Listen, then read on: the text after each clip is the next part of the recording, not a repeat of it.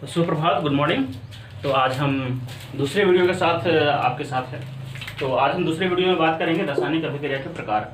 हम पहले वीडियो में बात कर चुके हैं कि रासायनिक अभिक्रिया क्या होती है और रासायनिक अभिक्रिया को दर्शाने के लिए, रिप्रेजेंट करने के लिए जो हम समीकरण लिखते हैं और फिर उस समीकरण को संतुलित कैसे करते हैं। यहाँ तक पिछले वीडियो में बात हो चुकी थी। अब हम वहाँ से आगे चलते हैं। अब वहाँ से आगे हमें देखना है कि रासायनिक अभिक्रिया के प्रकार कितने होते हैं और रासायनिक अभिक्रिया के प्रकारों में विभेद क्या है, उसकी परिभाषा पर भी हम बात करेंगे, उसके उदाहरण पर भी हम बात करेंगे। और रासायनिक अभिक्रिया के बाद हम रासायनिक अभिक्रियाओं का दैनिक जीवन में क्या प्रभाव है और दैनिक जीवन में होने वाली घटनाओं के साथ हम जोड़कर देखेंगे। तो आज का हमारा पूरा टॉपिक है और रासायनिक अभिक्रिया के प्रकार पर बात होने वाला है। तो रासायनिक अभिक्रिया के मुख्यतः हम 5 प्रकार के बारे में बात करेंगे। जो 5 प्रकार है उसमें सबसे पहला प्रकार है संयोजन अभिक्रिया।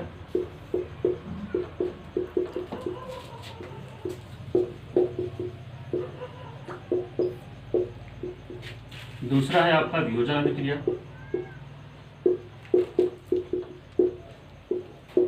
तीसरा प्रकार है विस्थापन अभिक्रिया।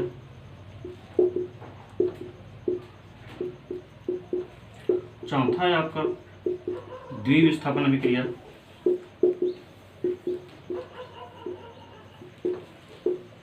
पांचवा है उपचयन अपचयन।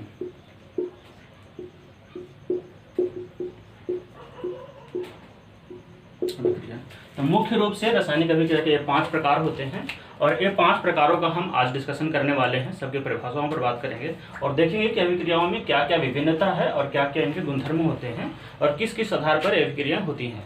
तो हम सबसे पहले संयोजन की बात करेंगे, फिर हम वियोजन की बात करेंगे और फिर विस्थापन, द्विविस्थापन और उपचयन अपचयन अभिक्रिया की बात करेंगे। तो हम सबसे पहले शुरू करते हैं वियोजन अभिक्रिया के साथ।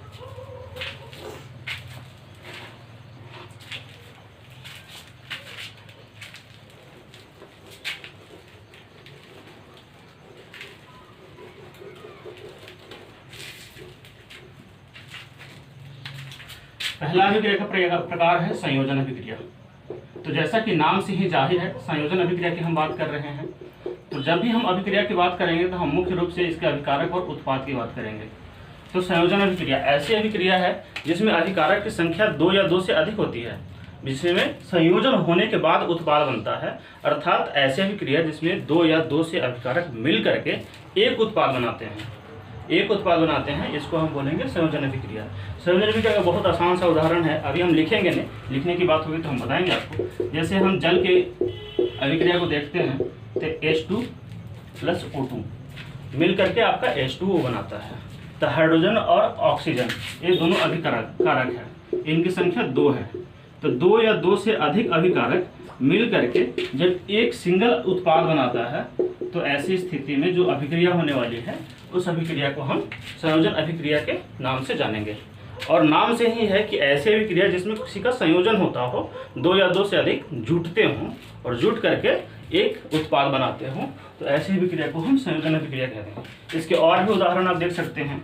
जैसे कार्बन डाइऑक्साइड का निर्माण होता है तो कार्बन और ऑक्सीजन अभिक्रिया करता है, कार्बन ऑक्सीजन के साथ मिलकर करके बनाएगा कार्बन डाइऑक्साइड। ये फिर जितने भी ऑक्साइड हैं, आप कार्बन के लें, आप मैग्नीशियम के लें, आप कैल्शियम के लें, आप जैसे सोडियम क्लोराइड की बात करेंगे तो Na और Cl ये दोनों मिल करके NaCl बनाएंगे।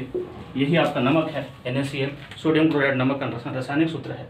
तो इस तरह से बहुत सारे उदाहरण हैं जिसमें 2 या 2 से अधिक अभिकारक मिल करके एक उत्पाद का निर्माण करते हैं। तो इस अभिक्रिया को हम संयोजन अभिक्रिया के नाम से जानेंगे। और संयोजन अभिक्रिया के उदाहरण के लिए आप जितने भी ऑक्साइड का निर्माण होता है वो सारे संयोजन अभिक्रिया के उदाहरण हैं जो ऑक्सीजन की उपस्थिति में जलते हैं या ऑक्सीजन से अभिक्रिया करके आपका कार्बन डाइऑक्साइड जैसे आपका जल हो गया या फिर सोडियम और क्लोरीन अभिक्रिया करके NaCl है। तो ये बहुत सारे उदाहरण हैं। इस तरीके से संयोजन अभिक्रिया ऐसा है जिसमें 2 या 2 से अधिक अभिक्रिया करके एक उत्पाद बनाते हैं। तो ये है संयोजन अभिक्रिया का पूरा डिस्कशन। और हम अभी परिभाषाओं को भी लिख रहे हैं। हम एक अभिक्रिया की परिभाषा को ध्यान में रखकर लिखेंगे, बाकी हम कोशिश करेंगे कि बता दें और बताने के बाद आप अपने से समझने की कोशिश करेंगे। परिभाषाओं पर हमें उतना समय नहीं देना है और जो परिभाषाओं पर समझते हैं वो एक परिभाषा के अनुसार उसी से परिभाषा लिख लेंगे और हमें सभी बच्चों को ध्यान में रखकर चलना है, इसलिए समय की सीमा है अपनी। संयोजन अभिक्रिया ऐसी अभिक्रिया जिसमें ऐसी अभिक्रिया जिसमें दो या दो से अधिक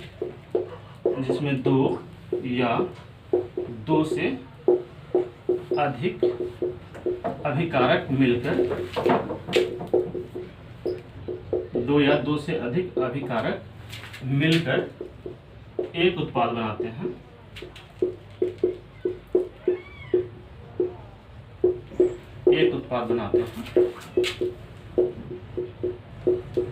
उसे संयोजन अभिक्रिया कहते हैं।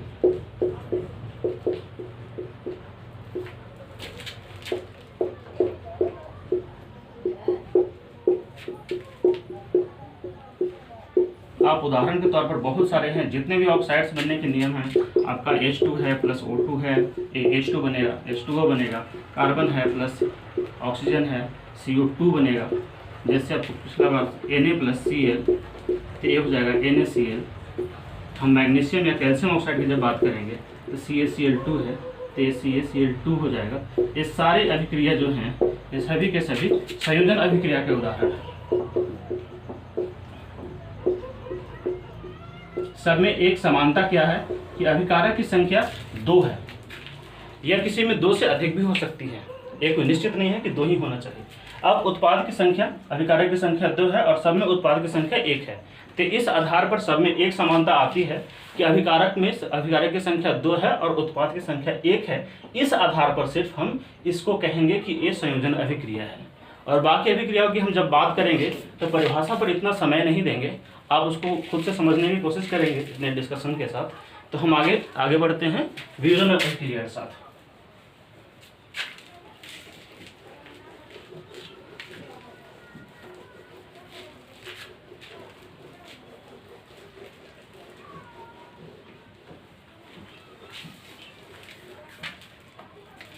दूसरा अभिक्रिया का प्रकार है हमारा वियोजन अभिक्रिया। जैसा कि नाम से ही ये विदित है कि इसमें वियोजन की बात की जा रही है, जो कि संयोजन से ठीक विपरीत अभिक्रिया है। संयोजन में हमारा अभिक्रिया हो रहा था कि अभिकारक 2 या 2 से अधिक था और उत्पाद 1 बना रहा था। इसमें ठीक उल्टा होगा, वियोजन होगा, एक दूसरे से वियोग की स्थिति आएगी। अर्थात वियोजन अभिक्रिया ऐसी अभिक्रिया जिसमें एक अभिकारक टूटकर या किसी भी माध्यम से टूटे, विद्युत अपघटन से या उष्मा देकर तोड़े, तो एक अभिकारक टूटकर एक से अधिक उत्पाद का निर्माण करता है, तो ऐसी अभिक्रिया को हम वियोजन अभिक्रिया कहते हैं। तो ऐसी अभिक्रिया जिसमें एक अभिकारक टूटकर 2 या 2 से अधिक उत्पाद की निर्माण करता है, तो उसको हम वियोजन अभिक्रिया कहेंगे। साधारण सी बात है, वियोजन नाम से ही विदित है। और ये अभिक्रिया बिल्कुल संयोजन अभिक्रिया के विपरीत अभिक्रिया है। इसमें हम बहुत सारे उदाहरण देखेंगे। परिभाषा के तौर पर हम बस इतना लिखते हैं कि ऐसी अभिक्रिया जिसमें 2 या 2 से अधिक उत्पाद, वो सब ठीक है, बस हम इतना लिख रहे हैं कि एक अभिकारक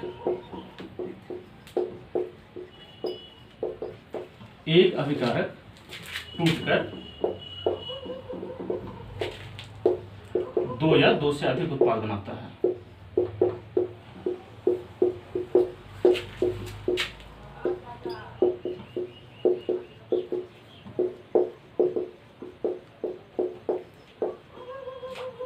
बाकी आप इस परिभाषाओं को अच्छे से लिख सकते हैं जो पहले लिखा गया है। इसके उदाहरण देखेंगे।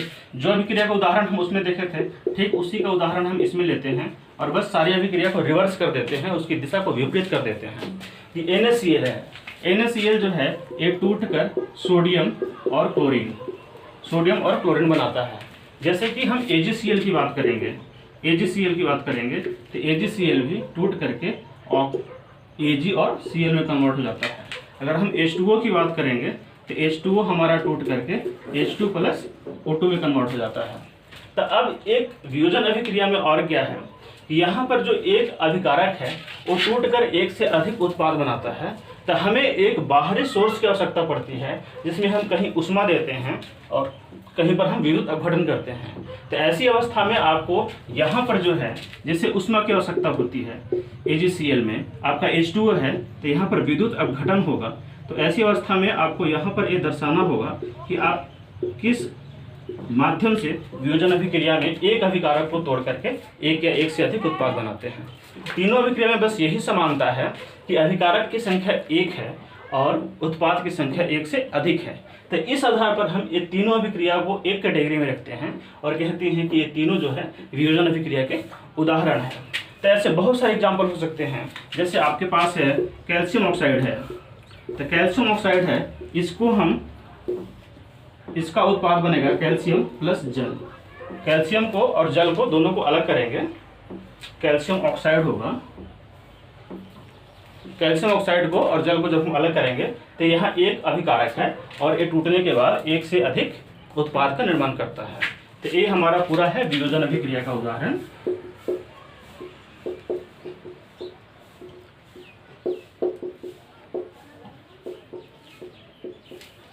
तो इस तरीके से वियोजन अभिक्रिया और संयोजन अभिक्रिया, इसमें एक बात ये भी याद रखना है कि वियोजन अभिक्रिया जो है उस संयोजन अभिक्रिया की ठीक विपरीत होती है। उसमें अभिकारक की संख्या संयोजन में एक से अधिक होता है, उत्पाद की संख्या एक होता है। और वियोजन अभिक्रिया में अभिकारक की संख्या एक होता है और उत्पाद की संख्या एक से अधिक होता है। तो हम इस बात को भी याद रखेंगे कि संयोजन अभिक्रिया जो है वो वियोजन अभिक्रिया के ठीक विपरीत है, या वियोजन अभिक्रिया संयोजन अभिक्रिया के ठीक विपरीत है। तो वियोजन अभिक्रिया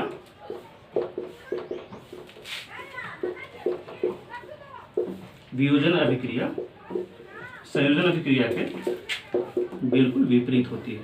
संयोजन अभिक्रिया के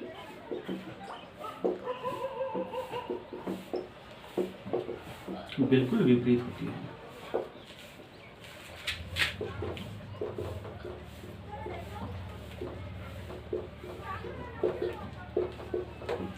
तो यहाँ पर हम दो अभिक्रियाओं की बात कर चुके हैं। संयोजन अभिक्रिया जिसमें अभिकारक की संख्या 2 या 2 से अधिक है, उत्पाद 1 बनेगा। वियोजन अभिक्रिया उसका ठीक उल्टा है, जिसमें अभिकारक की संख्या 1 लेकिन यहाँ पर उत्पाद 2 या 2 से अधिक बनेगा। तो इस तरीके से वियोजन अभिक्रिया और संयोजन अभिक्रिया पर पूरा चर्चा हो चुका है। आपको जो कोई भी डाउट होगा आप कमेंट में लिख सकते हैं।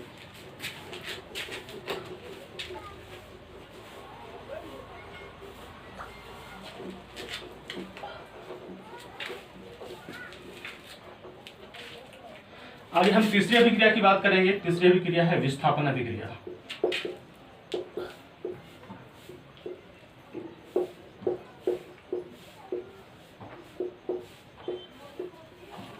विस्थापन अभिक्रिया से सबसे पहले आपको ये समझना होगा कि जितने भी तत्व होते हैं, जितने भी पदार्थ होते हैं, उनकी अभिक्रियाशीलता अर्थात अभिक्रिया करने की क्षमता अलग अलग होती है। जैसे उसको हम विद्युत ऋणात्मकता से भी समझते हैं। अभिक्रिया करने की क्षमता विद्युत ऋणात्मकता पर निर्भर करता है कि कोई भी तत्व कितना अभिक्रियाशील होगा और किससे अधिक होगा और किससे कम होगा। वो इससे डिसाइड होगा कि वो तत्व जो है वो एलिमेंट है कितना इलेक्ट्रोनेगेटिव है, कितना विद्युत ऋणात्मक है। जिसकी विद्युत ऋणात्मकता सबसे अधिक होगी उसकी अभिक्रिया सबसे अधिक होगी। जैसे हमारे आवर्त सारणी में फ्लोरीन जो तत्व है, जो अधातु है, उसकी अभिक्रियाशीलता सबसे अधिक है, वो सबसे अधिक विद्युत ऋणात्मक तत्व है। तो हम विस्थापन अभिक्रिया पढ़ने से पहले सबसे हम बात करेंगे अभिक्रियाशीलता, क्योंकि इसमें ऐसे धातु और एक ऐसे विलयन का, उसके ऐसे यौगिक का अभिक्रिया होगा जिसमें यौगिक वाला जो धातु है या जो भी तत्व है वो उससे कम अभिक्रियाशील होगा और अभिक्रिया के बाद वो उसको वहाँ से हटा देगा अर्थात विस्थापित कर देगा, जैसा कि नाम से जाहिर है। तो हम सबसे पहले अभिक्रियाशीलता की बात करते हैं। तो अभिक्रियाशीलता जो है वो पूरी तरह से विद्युत ऋणात्मकता पर निर्भर करता है, इलेक्ट्रोनेगेटिविटी पर निर्भर करता है। जिस तत्व का विद्युत ऋणात्मकता सबसे अधिक है वो तत्व सबसे ज़्यादा अभिक्रियाशील होगा, और जिसकी विद्युत ऋणात्मकता कम है वो तत्व उससे कम अभिक्रियाशील होगा। तो इससे पहला बात है कि विद्युत अभिक्रियाशीलता, जो अभिक्रियाशीलता है वो विद्युत ऋणात्मकता पर निर्भर करता है। और हमारे आवर्त सारणी में सबसे अधिक विद्युत ऋणात्मक तत्व जो है वो फ्लोरीन है। और जो अधातु है, सामान्यतः अधातु की विद्युत ऋणात्मकता जो है वो धातुओं की विद्युत ऋणात्मकता से अधिक होती है। तो यहाँ पर सबसे पहला बात जो हमें जानना है कि विद्युत तत्वों की अभिक्रियाशीलता उसके विद्युत ऋणात्मकता पर निर्भर करता है। तत्वों की अभिक्रियाशीलता उसके विद्युत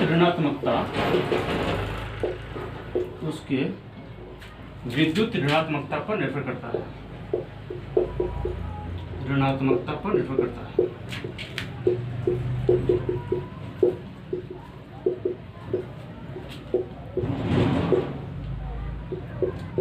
अधिक विद्युत ऋणात्मक तत्व अधिक अभिक्रियाशील होते हैं और कम विद्युत ऋणात्मक तत्व कम अभिक्रियाशील होते हैं। अधिक विद्युत ऋणात्मक तत्व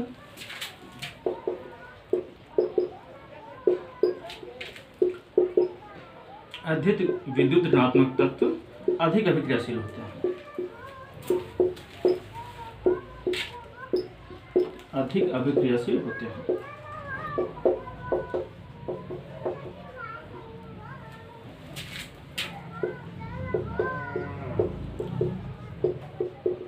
जैसे हम बात करें आवर्त सारणी में, तो आवर्त सारणी में फ्लोरीन एक ऐसा धातु है जिसकी अभिक्रियाशीलता सबसे अधिक होती है। हालांकि 10वीं क्लास के 10वीं कक्षा के स्तर पे आपको फ्लोरीन की विद्युत ऋणात्मकता या फिर कोई किसी और की विद्युत ऋणात्मकता के कंपेयर करके आपको अध्ययन करने की आवश्यकता नहीं है। तो आप सिर्फ इतना समझें कि विद्युत ऋणात्मकता पर तत्वों की अभिक्रियाशीलता निर्भर करती है और जिसका विद्युत ऋणात्मकता अधिक होगा उसकी अभिक्रियाशीलता अधिक होगी। जैसे हम अगर धातुओं में बात करें तो धातुओं में पोटेशियम की अभिक्रियाशीलता सबसे अधिक है, तो पोटेशियम की अभिक्रियाशीलता अधिक है तो वो सोडियम से अधिक अभिक्रियाशील होगा। इसके आधार पर अगर हम लिखते हैं तो अभिक्रियाशीलता के आधार पर हम तत्वों को उसके संकेत के माध्यम से लिखेंगे।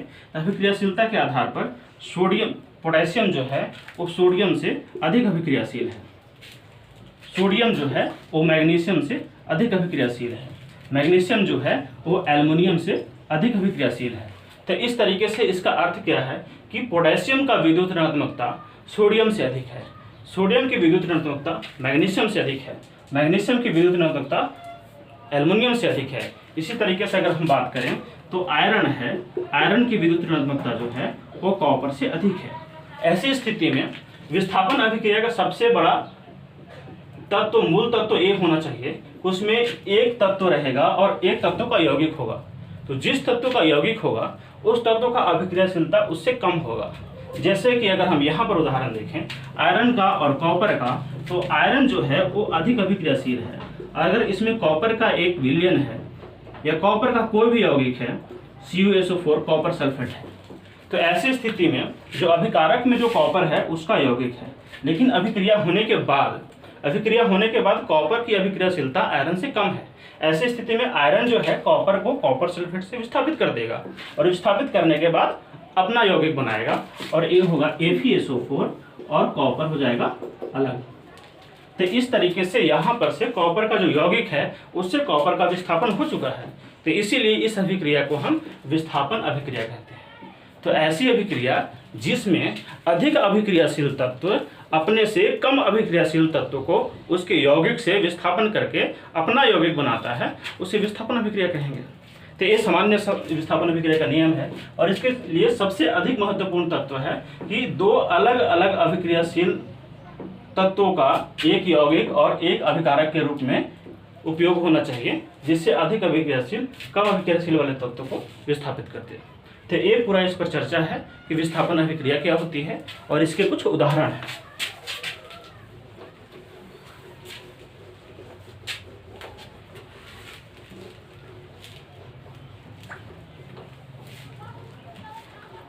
तो विस्थापन अभिक्रिया को हम परिभाषित कैसे करेंगे कि ऐसी अभिक्रिया जिसमें अधिक अभिक्रियाशील तत्व एक कम अभिक्रियाशील तत्व को उसके यौगिक से विस्थापित करके अपना यौगिक बनाता है, उसको हम विस्थापन अभिक्रिया कहेंगे।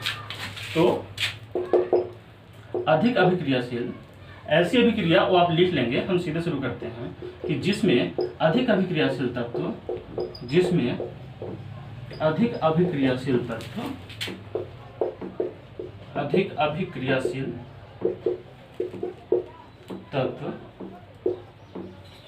स्वयं से कम अभिक्रियाशील तत्व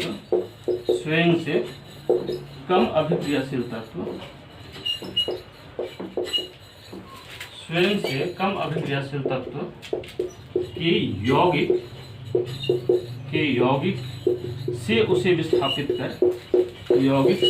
विस्थापित कर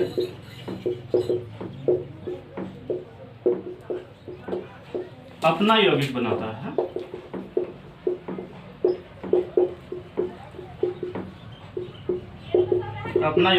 है। उसे विस्थापन अभिक्रिया कहते हैं।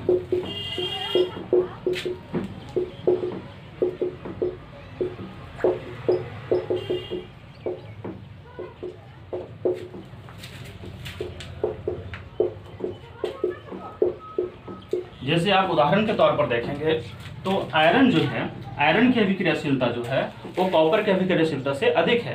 तो ये उदाहरण के तौर पर जो आयरन है वो कॉपर सल्फेट से कॉपर को विस्थापित करके आयरन सल्फेट और कॉपर बनाता है।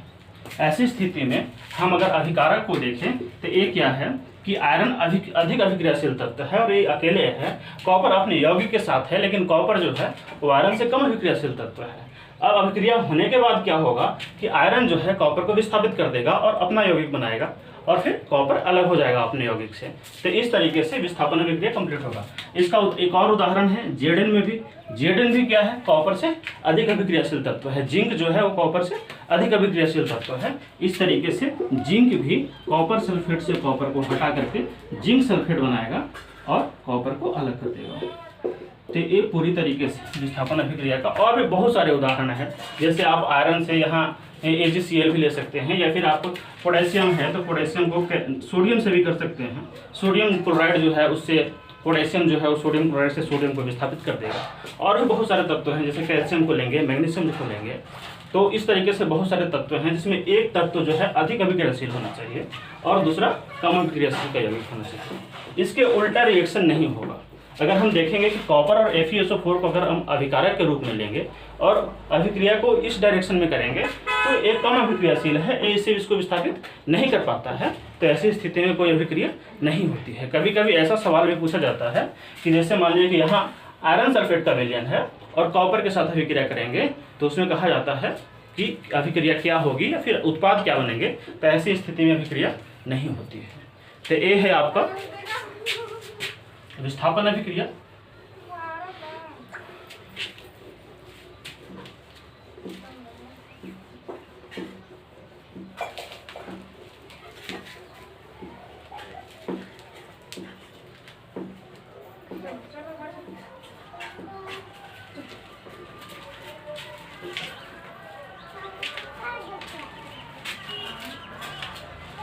अभिक्रिया का अगला प्रकार है हमारा द्विविस्थापन अभिक्रिया।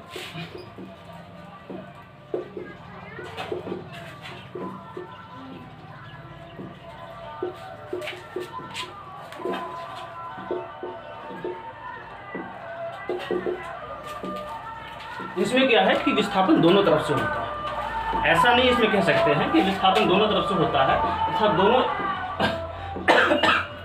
एक दूसरे से अधिक अभिक्रियाशील है, ऐसा नहीं कहा जा सकता। इसमें भी जो दोनों तत्व होते हैं, इसमें कोई भी तत्व अकेले नहीं होता, दोनों तत्व अपने यौगिक के साथ होते हैं और वो अपने आयन का दूसरे आयन के साथ आदान प्रदान करते हैं। जैसे कि अगर मान लीजिए कि NaCl है वो क्लोराइड आयन के साथ है और मान लीजिए कि आपका कोई और यौगिक है जैसे कि आपका पोटेशियम सल्फेट है वो सल्फेट आयन के साथ है और NaCl आपको क्लोराइड आयन के साथ है। तो इस स्थिति में दोनों अपने आयनों के आदान प्रदान करने के साथ द्विविस्थापन अभिक्रिया करते हैं। तो इसमें भी अभिक्रियाशीलता होती है। कोई एक तत्व है जो अपने से कम तत्व के अभिक्रियाशील तत्व के आयन को अपने पास ले लेगा, लेकिन उसके साथ ही अपने साथ जो आयन होता है वो दूसरे तत्व के यौगिक के साथ जोड़ देगा। तो ऐसी स्थिति में मुख्य रूप से यहाँ आयनों का आदान प्रदान होता है। इसलिए यहाँ पर हम अभिक्रियाशीलता के आधार पर इसको नहीं लिखते हैं, इसको ऐसे लिखते हैं कि ऐसी अभिक्रिया जिसमें दो यौगिक अभिक्रिया करके अपने आयनों का आपस में आदान प्रदान करते हैं। तो दोनों तरफ से दोनों दिशाओं के साथ एक विस्थापन हो रहा है, इसलिए हम इसको द्विविस्थापन के नाम से जानते हैं। तो इसको लिखेंगे कि ऐसी अभिक्रिया जिसमें दो यौगिक अभिक्रिया करके अपने आपस में ही आयनों का आदान प्रदान कर लेते हैं उसे द्विविस्थापन अभिक्रिया करते हैं। जिसमें दो यौगिक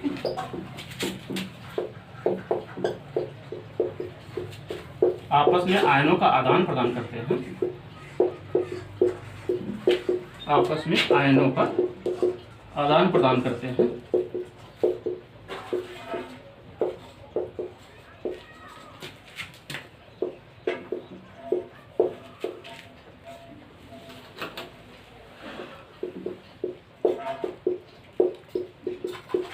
उसे द्विविस्थापन अभिक्रिया कहते हैं, उसे द्विविस्थापन अभिक्रिया कहते हैं।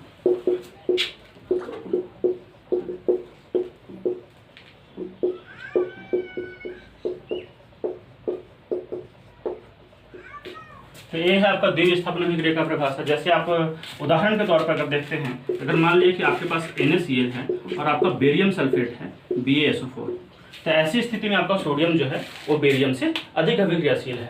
आप कोई भी उदाहरण ले सकते हैं, ऐसा उदाहरण लेना है जिसमें दोनों तत्व जो है कोई चाहे कम अभिक्रियाशील हो या अधिक अभिक्रियाशील हो, अपने अपने आयन के साथ हो। ऐसी स्थिति में अगर NaCl बेरियम सल्फेट के साथ अभिक्रिया करेगा तो ये सोडियम सल्फेट बनाएगा और बेरियम क्लोराइड बनेगा, BaCl2 बनेगा। और भी आप उदाहरण ले सकते हैं जिसमें कि एक तत्व अपने आयन का दूसरे आयन के साथ फिर अपना यौगिक बनाता है, और फिर जो दूसरा तत्व है वो पहले यौगिक के आयन के साथ फिर अपना यौगिक बनाता है। तो यहाँ पर अभिकारक है, अभिकारक में NaCl के पास Cl आयन है, इसके पास जो है वो Cl- आयन है, और इसके पास जो है SO4 आयन है, SO4 आयन है। अब यहाँ SO4 के पास SO4 यहाँ पर आ जाएगा Na2SO4, तो यहाँ पर SO4 आयन है, और यहाँ पर BaCl2 जो है यहाँ पर Cl- आयन है। तो यहाँ पर क्लोरीन आयन जो सोडियम के साथ था उत्पाद में, वही क्लोरीन आयन अब बेरियम के साथ है, और जो सल्फेट आयन पहले बेरियम के साथ था वही सल्फेट आयन अब सोडियम के साथ है। तो इस तरीके से दोनों तरफ से आयनों का आदान प्रदान हुआ है। इसलिए इस अभिक्रिया को हम द्विविस्थापन अभिक्रिया के नाम से जानेंगे, कि ऐसी अभिक्रिया जिसमें दो तत्व अपने यौगिक से अपने आयनों का आदान प्रदान करने के बाद अभिक्रिया करते हैं, तो उसको हम द्विविस्थापन अभिक्रिया कहते हैं। उदाहरण आप कोई भी ले सकते हैं, कोई भी दो यौगिक ले लें, दो अलग अलग आयन के साथ हों, और वो अपने आयनों का आदान प्रदान करने के बाद अपना अभिक्रिया करते हैं।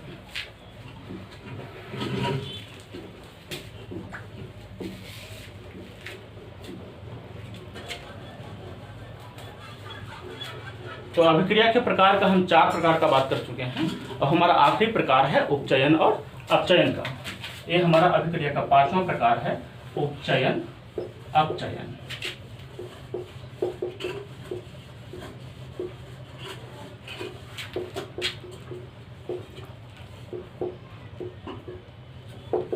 अब इस अभिक्रिया को भी परिभाषित करने के 2 तरीके हैं। फिर वही बात आती है विद्युत ऋणात्मकता की।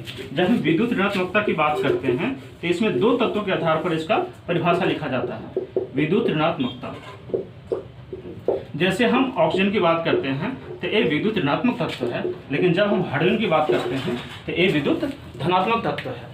तो हम जब उपचयन की बात करते हैं तो उपचयन ऐसी अभिक्रिया है जिसमें विद्युत ऋणात्मकता का वृद्धि होता है, और जब हम अपचयन की बात करते हैं तो अपचयन ऐसी अभिक्रिया है जिसमें विद्युत ऋणात्मकता का ह्रास होता है, अर्थात उसकी इलेक्ट्रोनेगेटिविटी जो है वो घटेगी। तो ऐसी अवस्था में जैसे उपचयन है तो विद्युत ऋणात्मकता बढ़ाना है, तो ऑक्सीजन आपका कैसा है, विद्युत ऋणात्मक तत्व है। हाइड्रोजन कैसा है, आपका विद्युत धनात्मक तत्व है। तो ऑक्सीजन जब जुड़ेगा किसी दूसरे पदार्थ से, तो जब दूसरे पदार्थों से जब ऑक्सीजन जुड़ेगा तो ऑक्सीजन के जुड़ने के साथ ही विद्युत ऋणात्मकता में वृद्धि हो जाएगी। तो इसको हम बोलेंगे उपचयन अभिक्रिया। अर्थात ऐसी अभिक्रिया, अगर इसको हम निरपेक्ष परिभाषा की बात करें तो इसको ऐसे परिभाषित किया जाएगा कि ऐसी अभिक्रिया जिसमें विद्युत ऋणात्मकता की वृद्धि होती है उसे उपचयन कहेंगे, और जिसमें विद्युत ऋणात्मकता का ह्रास होता है, कमी होती है, उसको अपचयन कहेंगे। अब इसी को दूसरी भाषा में हम क्या कह सकते हैं कि ऐसी अभिक्रिया जिसमें विद्युत धनात्मकता का ह्रास होता है उसे उपचयन कहेंगे, और ऐसी अभिक्रिया जिसमें विद्युत धनात्मकता की वृद्धि होती है उसको अपचयन अभिक्रिया कहेंगे। तो दोनों एक ही बात है, और हम ऑक्सीजन के आधार पर अगर लिखेंगे तो ऑक्सीजन हमारा विद्युत ऋणात्मक तत्व है, लेकिन जब हाइड्रोजन के आधार पर लिखेंगे तो हाइड्रोजन विद्युत धनात्मक तत्व है। तो हम लिखेंगे कि जिसमें ऑक्सीजन जुड़ता है उसको उपचयन कहेंगे, और जिसमें हाइड्रोजन घटता है उसको उपचयन कहेंगे। दोनों में घटनाएं एक ही है कि किसी में विद्युत ऋणात्मकता बढ़ रहा है तो ऑक्सीजन जुटेगा तो भी बढ़ेगा, और हाइड्रोजन घटेगा तो भी बढ़ेगा। जैसे हम अपचयन की बात करते हैं तो जिसमें विद्युत ऋणात्मकता का ह्रास होता है, कमी होती है, उसको अपचयन अभिक्रिया कहते हैं। अगर ऑक्सीजन के आधार पर हम बात करें तो जिसमें ऑक्सीजन की कमी आती है तो विद्युत ऋणात्मकता की कमी आएगी, तो जिसमें ऑक्सीजन की कमी आती है उसको अपचयन अभिक्रिया कहते हैं। और जिसमें हाइड्रोजन का जुड़ाव होता है अर्थात विद्युत धनात्मकता बढ़ रही है तो उसको हम अपचयन अभिक्रिया कहते हैं। तो इसका निरपेक्ष परिभाषा ये होगा कि ऐसी अभिक्रिया जिसमें विद्युत ऋणात्मकता का वृद्धि होता है उसको हम उपचयन अभिक्रिया कहेंगे, और जिसमें विद्युत ऋणात्मकता का ह्रास होता है उसको अपचयन अभिक्रिया कहेंगे। और फिर ऑक्सीजन और हाइड्रोजन के आधार पर उसके हिसाब से हम लिख सकते हैं।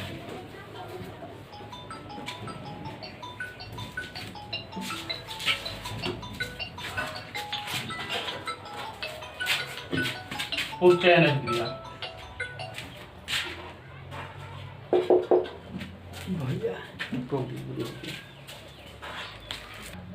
उपचयन को हम लिखेंगे, अभिक्रिया हम पूरा नहीं लिख रहे हैं, जो तत्व जरूरी है वो हम लिखते हैं कि उपचयन अभिक्रिया अर्थात विद्युत ऋणात्मकता में वृद्धि, ऑक्सीजन का योग और ऑक्सीजन का और हाइड्रोजन का ह्रास।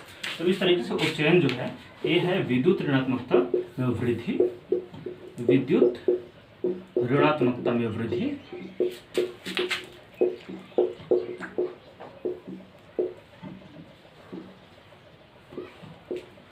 ऑक्सीजन का योग, हाइड्रोजन का ह्रास।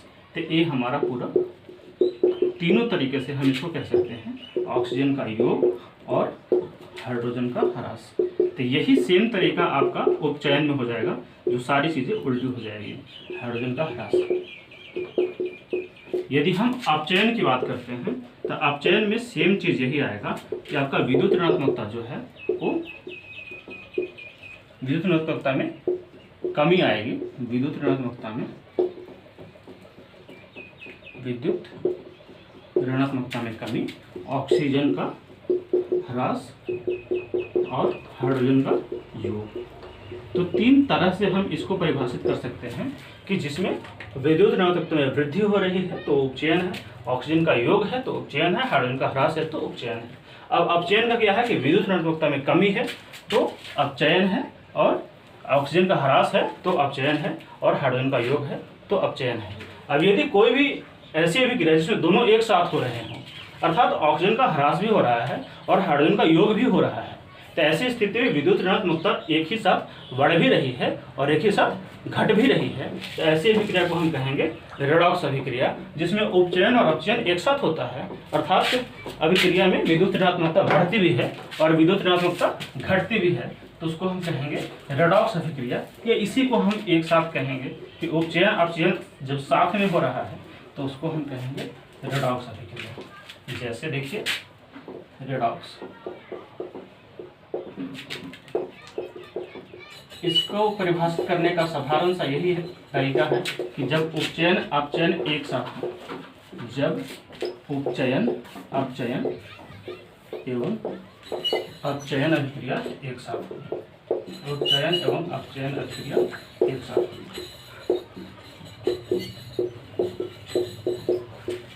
परिभाषित करने के और भी माध्यम है, जैसे हम ये भी कह सकते हैं कि विद्युत ऋणात्मकता का ह्रास भी हो, विद्युत ऋणात्मकता की वृद्धि भी हो, तो उसको हम रेडॉक्स अभिक्रिया कहते हैं। जैसे कि आपका कॉपर ऑक्साइड है, ये हाइड्रोजन से अभिक्रिया करेगा, तो कॉपर ऑक्साइड जब हाइड्रोजन से अभिक्रिया करेगा तो ये कॉपर अलग हो जाएगा और फिर जल बनाएगा। तो यहाँ पर कॉपर अलग होगा और ऑक्सीजन और हाइड्रोजन जो जुटेगा तो वो जल बनाएगा। तो ऐसी स्थिति में यहाँ से अगर हम देखेंगे कॉपर के रूप में अगर हम देखेंगे तो कॉपर में ऑक्सीजन का ह्रास हो रहा है, लेकिन यदि हम हाइड्रोजन के इस हिसाब से देखेंगे तो हाइड्रोजन में ऑक्सीजन की वृद्धि हो रही है। तो इसके आधार पर अगर कॉपर की दृष्टि से देखें तो कॉपर में ऑक्सीजन का ह्रास हुआ तो इसमें अपचयन अभिक्रिया हो गया, लेकिन अगर हाइड्रोजन में ऑक्सीजन का योग हुआ तो उसको हम उपचयन अभिक्रिया कहेंगे। जैसे इसी अभिक्रिया को अगर हम तोड़ कर दिखाएं तो ये क्या हो जाएगा, Cu है, ये अभिक्रिया करने के बाद सिर्फ Cu बचा, तो इससे हम क्या समझते हैं कि ऑक्सीजन का ह्रास हुआ है, तो ये अपचयन अभिक्रिया में आएगा। और इसी अभिक्रिया का दूसरा भाग जो आएगा, इसी अभिक्रिया का दूसरा भाग जैसे हम H2 देखेंगे और ये अभिक्रिया के बाद में H2O के साथ है, तो यहाँ पर उपचयन अभिक्रिया हो गया, अर्थात पहले इसके साथ ऑक्सीजन नहीं था और अब इसके साथ ऑक्सीजन जुड़ गया है। तो इस आधार पर हम इसको कहेंगे कि कॉपर के साथ अपचयन हो रहा है और हाइड्रोजन के साथ उपचयन हो रहा है और दोनों एक साथ हो रहा है, जिसको हम कहेंगे रेडॉक्स अभिक्रिया। ऐसे बहुत सारे उदाहरण हैं कि जिसमें अपचयन उपचयन एक साथ होते हैं। तो इस तरीके से अभिक्रिया के 5 प्रकार हैं और हम पांचों प्रकार का पूरी तरीके से जिक्र कर चुके हैं। तो ऐसी स्थिति में अगर अभी भी आपको कोई डाउट होता है तो आप कमेंट में जरूर लिखिए कि अभिक्रिया के इस 5 प्रकारों में क्या समस्या है, और हम इससे आगे अगले वीडियो में बात करेंगे। तो आज यहीं तक अभिक्रिया के 5 प्रकार हो चुके हैं। तो आज का जो क्लास है हम यही रोकते हैं। धन्यवाद।